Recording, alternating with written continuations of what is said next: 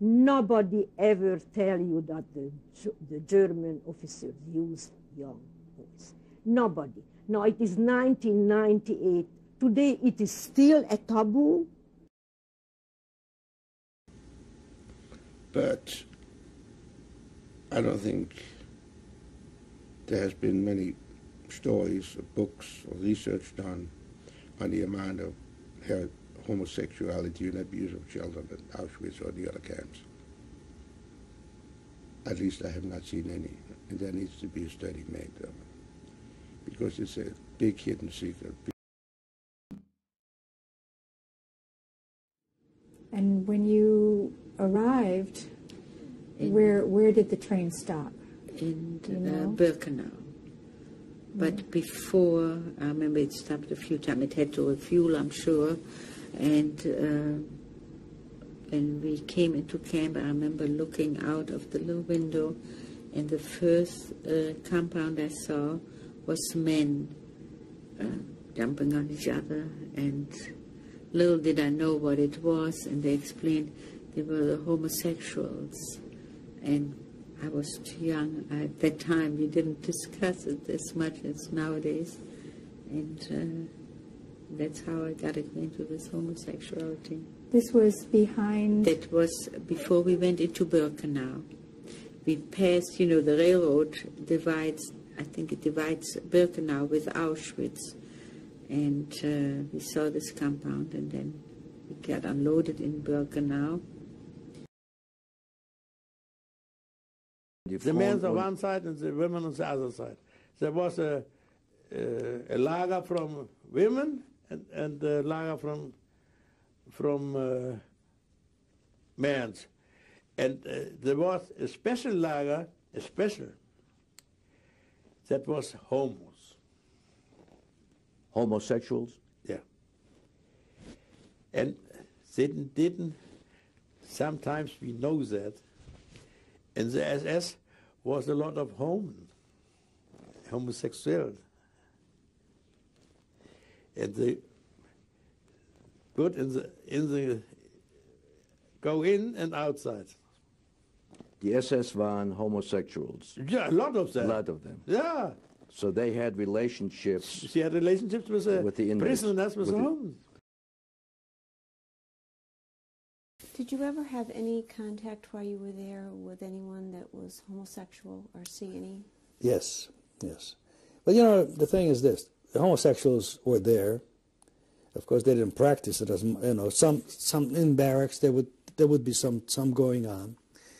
But there were so many Nazi officers that were homosexuals, and we knew they were homosexuals. Here's what they've done. Here's what they would do. They would take young Jewish boys, clean them up from the transport as they arrived. Well, that's going to be my orderly. And these Jewish boys got clean, beautiful uniform and became also animals, because these Nazis were using them as homosexual, as their, for their pleasure. And I knew some of the Jewish boys that were part of the system, working with the Nazis, homosexuals. And there were many of them there. There was an attraction then towards a Jewish boy? Oh, yes, absolutely. That was the first time in Auschwitz that we had a bath. No, we had a bath. I left out something very interesting. When we went, we had to go to a bath every week, once a week, because they were afraid of lice. They were afraid of typhus, because lice carry typhus. They were afraid because they had a very bad typhus sickness in 1942. They didn't want to repeat it. They were afraid, the Germans. So we went to the bath once a week, but we didn't get new dresses. We got the rags only. Now, I have to tell you something which I left out, very important. Once we were waiting for the bath, we were naked, and there was a block, windows, and from the windows, young, beautiful boys were looking at us.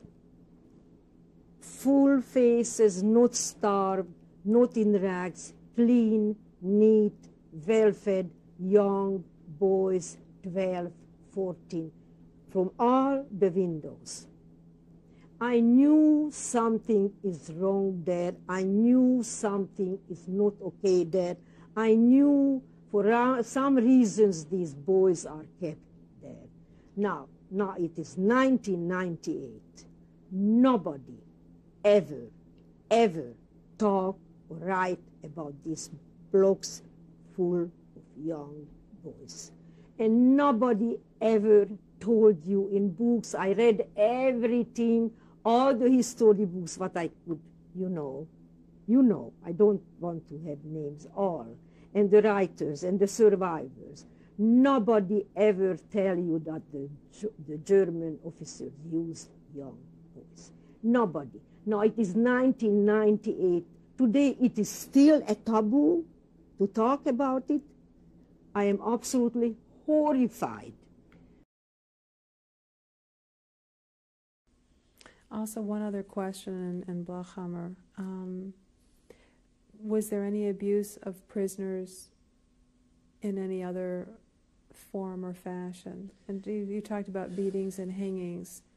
It was a male camp? It was only a male camp. It was only a male camp. There was other things that went on. We were young children, and young children usually, especially boys, sometimes with camps with no woman, become a pry for homosexuals.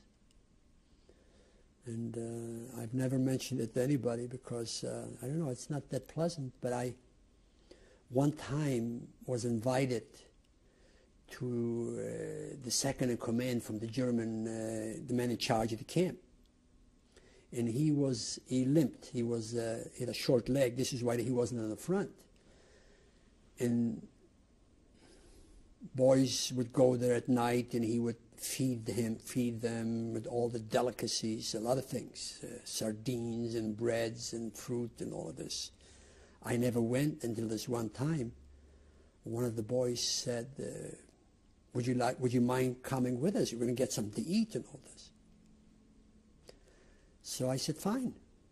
And I of course didn't know. We were very naive people. And I came there, and there was a lot of boys, and this German, and it was like an apartment suite. And then I kind of caught wind that something is not right. Why all this? And I questioned it. And then I could see what was going on, that some of the boys were in the other room with the German. And I didn't say anything. And when we left, I kind of mentioned that to the boy that asked me to go there. And I would never go back. I was never asked to go back because I guess I questioned it. But it always bothered me. And in fact, the only time I ever talked about it is to my son Michael when we were in Israel. We'll end the tape here and start the next tape and talk about what happened after February of 1945. Thank you.